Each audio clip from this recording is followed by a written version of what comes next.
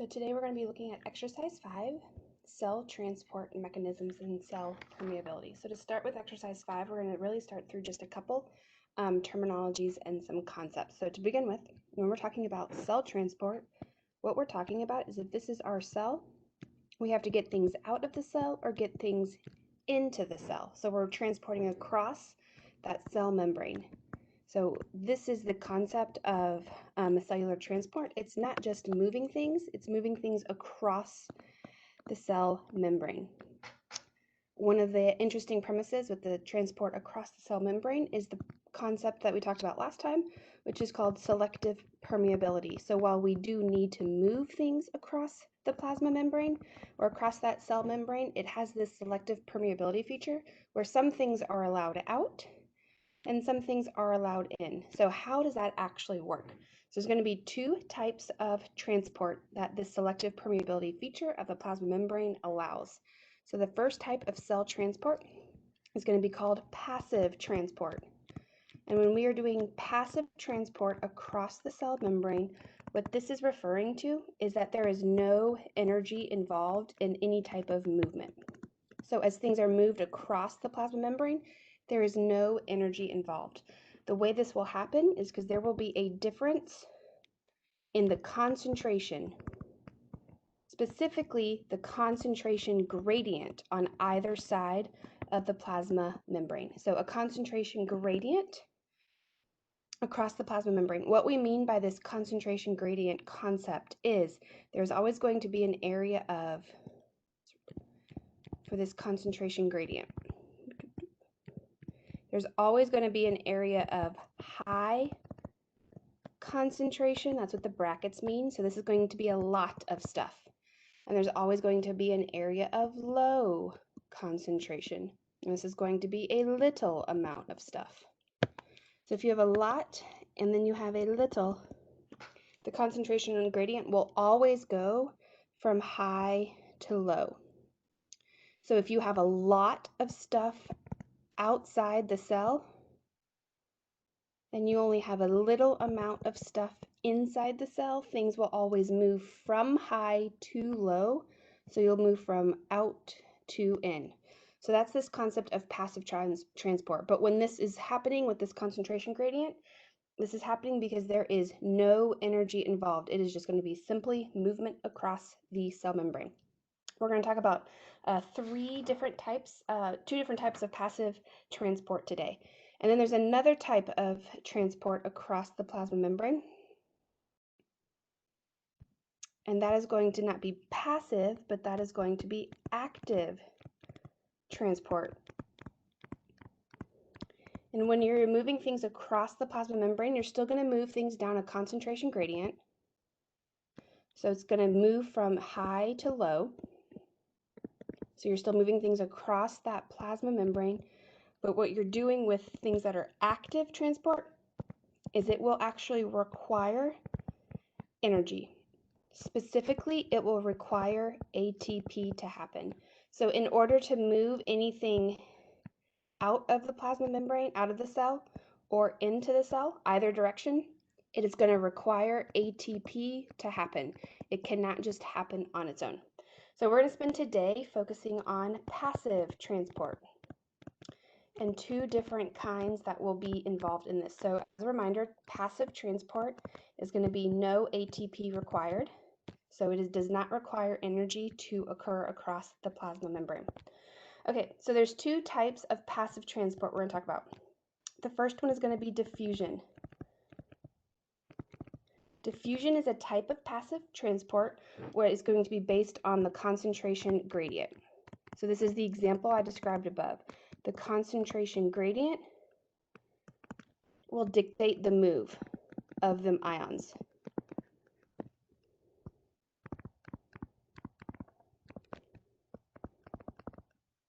So the concentration gradient will be the thing that will dictate the move of the ions.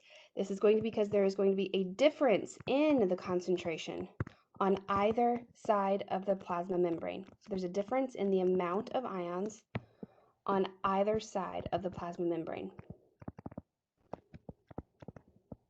So as we're looking through diffusion, we're going to draw a couple examples. for this plasma membrane. So when we're doing this difference on either side of the plasma membrane, here is our cell. I'm going to do just a circle cell, but it doesn't have to be a circle. It could be a square. We're going to talk about different shapes of cells a lot this semester, but I'm just going to do a simple circle to describe this. When we're talking about this, it is always going to go from an area of high to an area of low. So if you see this high to low, the molecules are going to move out of the cell. They're going to diffuse out of the cell because there's an area of high inside, a lot of it, and an area of low. So an example of this, let's say we're going to have 5 sodium ions inside our cell.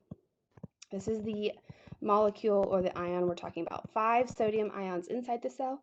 We're going to have 1 sodium ion outside the cell. So with this movement, we are essentially going to want to move from our high, which is inside, to our low, which is outside. So as we're doing this movement, what we actually want to do is with diffusion, the cells want to move. So the movement of these molecules will occur in a specific manner. And these movement of molecules will occur to relatively, to equal out on both sides. So if we have 5 on the inside, and then we have 1 on the outside, our sodium ions are going to move out because we want to equal, instead of it being 5 on the inside and 1 on the outside, these ions are going to move out until you get something that looks like this. So this is going to be my inside of my cell, and this is going to be outside.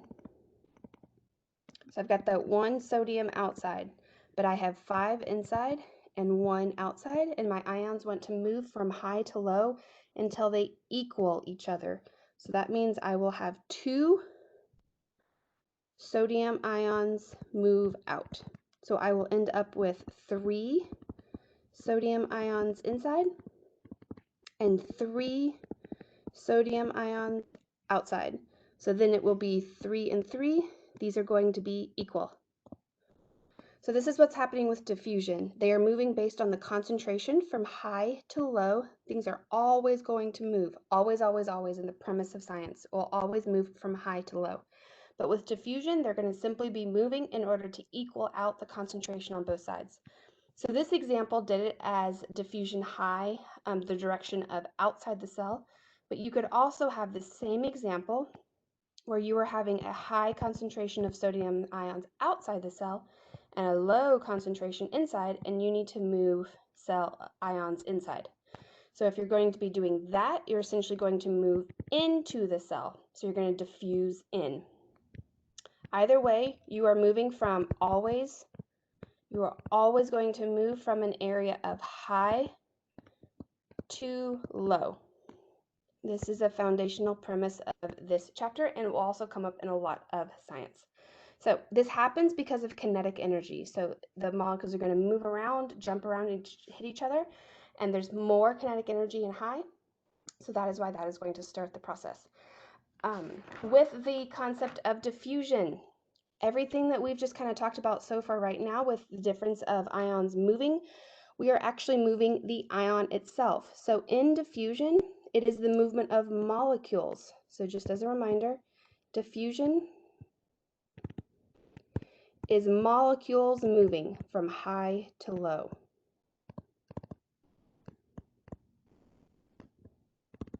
However, because we have this premise of selective permeability, remember our plasma membrane has the ability to say what comes through and what does not have the ability to come through. What if our plasma membrane, with the premise of selective permeability, doesn't let the ion through, or it doesn't like the ion? How do we move something from high to low if your plasma membrane, how do I move something from high to low if this guy does not let anything come out? So the ions are too big. They cannot actually move from high to low, but we still need to even this out. The way this is going to work is going to be with a concept called osmosis. So this is a premise of diffusion. See, osmosis, what you're going to do is you are actually going to be moving the flow of water across the plasma membrane. So it's a little bit different, but it's the exact same premise we just talked about, is the flow of water across the plasma membrane. So we're going to pause for a second, and we are doing this because the ion is too big. The selective permeability feature of the plasma membrane wall doesn't let it move through, but water can pass through the plasma membrane with relative ease. So if we have our example before, so I'm going to draw that guy, we had 5 sodium ions inside the cell. Now, as a FYI, sodium ions do pass through the plasma membrane, so this is not a good example of an ion that is too big, but I want to continue to use this example. So if I have 5 sodium ions inside the cell, that means looking at this is going to be inside my cell, right? So I'm just going to give myself a little note. Inside, I'm going to have a high concentration, that's what these brackets mean, of sodium. Inside the cell, I have a high concentration of sodium. Remember, there's going to be an area outside the cell. And if I have an area of high concentration of sodium, I'm then going to have an area of low concentration of sodium.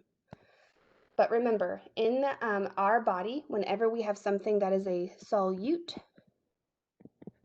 so that is going to be our sodium, the thing that has been dissolved, the solute is our sodium, we're always going to have a solvent. And the solvent is the dissolving medium. And this is going to be our H2O.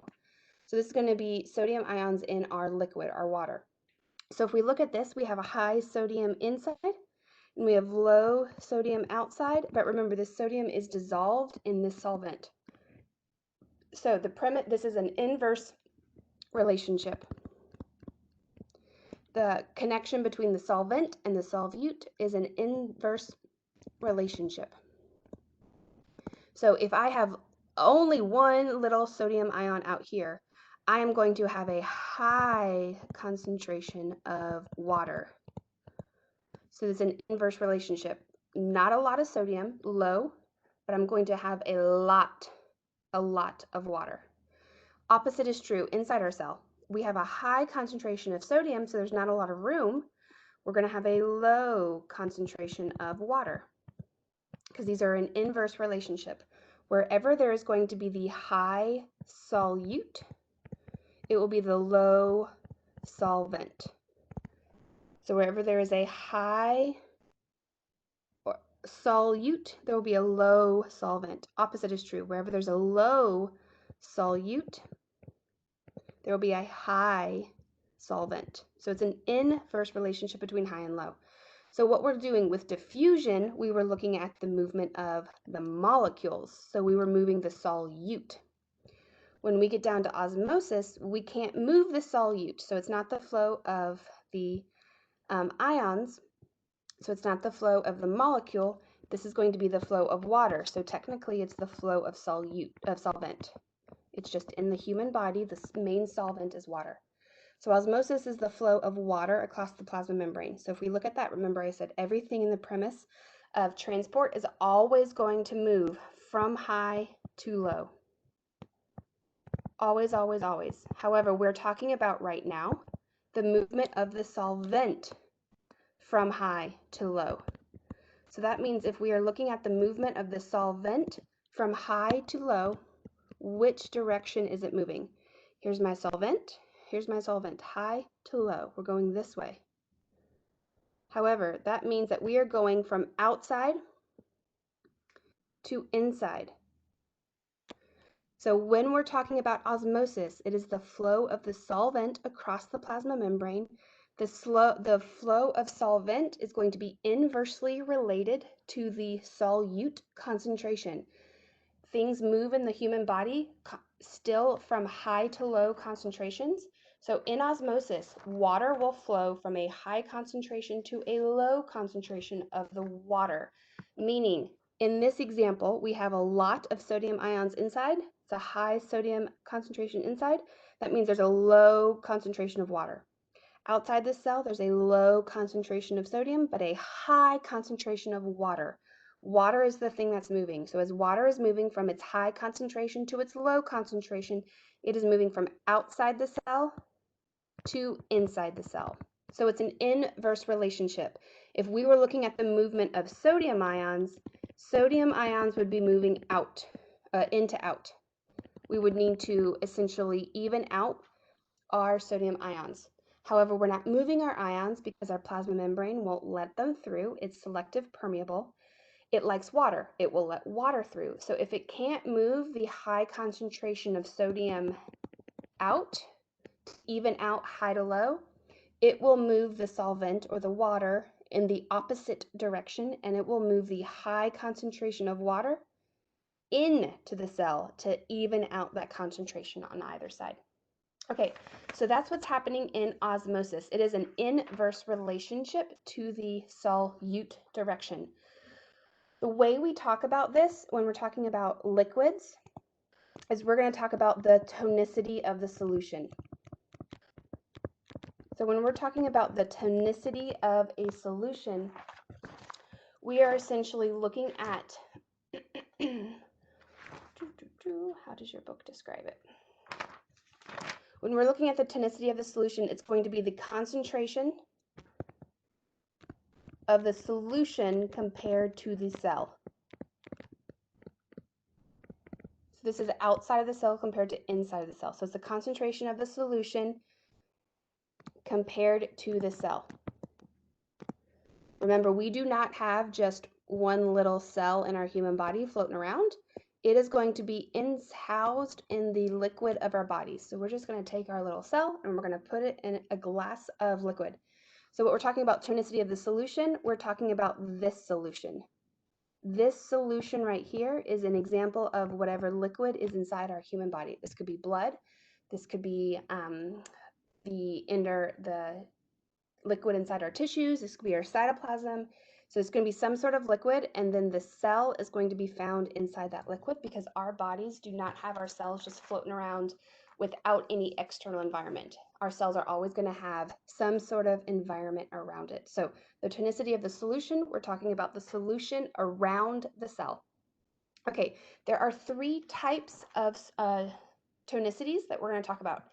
And if you are following along in your lab manual, we're going to be talking about exercise 5.4, right? Sorry.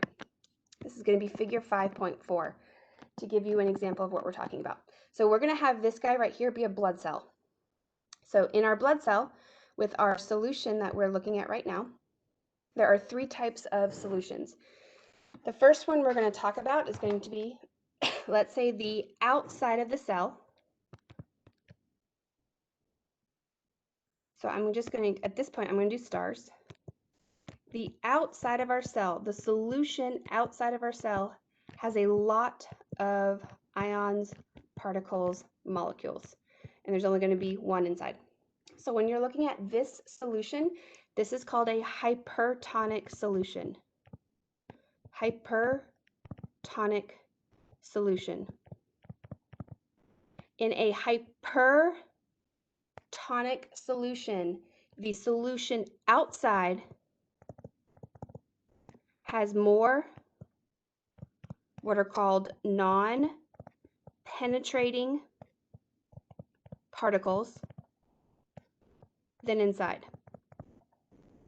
So non-penetrating particles means things cannot go through. So essentially, in a hypertonic solution, which we just drew right there, outside has high solute. Outside has more particles. If you look at inside the cell, you're going to do inside has low particles, right? There's only one star on the inside in this hypertonic solution. But remember, water and solutes are inversely related. So if I have high solute outside, I'm also going to have low solvent outside. I don't have a lot of water, and I'm going to have only one particle inside, which means I'm going to have a lot of water on the outside. So remember, things are going to move in direction in osmosis. When we're talking about hypertonicity in a solution, we're doing the premise of osmosis. So the water is going to move. The solvent is going to move. So the solvent is going to move from high to low, which means it is going to move from inside to outside. So our liquid, our water will move from in to out. Our water will move from in to out. If we move all of the water outside of this cell, the cell is going to lose its overall shape. So in a hypertonic solution, you are going to suck all of the water out of the cell. And so the cell is actually going to go through a process and it's going to shrink. That term is called crenate. So in a hypertonic solution, there is more water inside, there is more solute outside. So the water is going to move in the direction of high to low. It's going to move outside of the cell. And as the water moves outside of the cell, it's going to shrink. That is called crenate. So when you put a blood cell inside a solution that has a lot of particles in it, the cell is going to shrink up. That is called a hypertonic solution. Another type of solution, if we take our blood cell and we put them in a very similar thing, is going to be called a hypotonic solution. So in a hypotonic solution, we are going to do the exact same thing we did in hyper, but it's going to be opposite. So in a hypotonic solution, there is going to be fewer particles or non-penetrating particles, fewer particles outside than inside. Fewer particles outside. Here's my fewer particles. So that means if I'm going to have my, let's give a little bit of a distinguish here. There we go. So we don't mix things up. So that means if we're going to have outside my cell, fewer particles outside. That means I will have low solute outside. I only have one. But by definition, if I have low inside, I will have high concentration inside. So that means I'm going to have, sorry, not sodium ions. We're switching these guys. We're going to have a ton of these particles inside. So that's going to be a different perspective. You can see how it's flipped. There's only a little bit out and a lot is going to be in. And remember, whenever you have a solute, your solvent is going to be inversely related to that. So if I have a lot of solvent inside, there is not a lot of room. So a lot of solvent inside means I will have a low solvent inside. Whereas if I have only one piece of particle outside, I have a lot of room. So that means I will have a high amount of solvent outside. So it's an inverse relationship. It is opposite. Hypotonic is opposite than hypertonic. So if we look at this, we're going to look at the solvent. Solvent will always move from high to low. So that means if I'm moving from an area of high solvent to an area of low solvent, I am moving from out to in. So my solvent, my water, my H2O, is going to move from out to in. My water is going to move from out to in. If I move from out to in, what happens when you're a kid and you used to put a water balloon underneath a spigot outside to throw at someone, however you're going to do it? If you put that water balloon and you fill it with too much water, what happens to that water balloon eventually? It can't hold all the water, so it will burst. So if in this hypotonic solution, our solvent is moving from outside of the cell to inside of the cell, it can actually fill the cell so much that the cell does not shrink like it does in a hypertonic solution. The cell will burst. You can put so much liquid into the cell that the cell will actually burst. This is going to be called lyse. When you put too much of the solvent into the cell will actually burst. That's the premise of lyse, and that's what's happening in a hypotonic solution. Okay, there's one more type of solution we're going to talk about. So we've got a hyper and a hypo, which is talking about the concentration of solutes on the inside versus the outside. And then you're also going to have another type of solution that is called isotonic.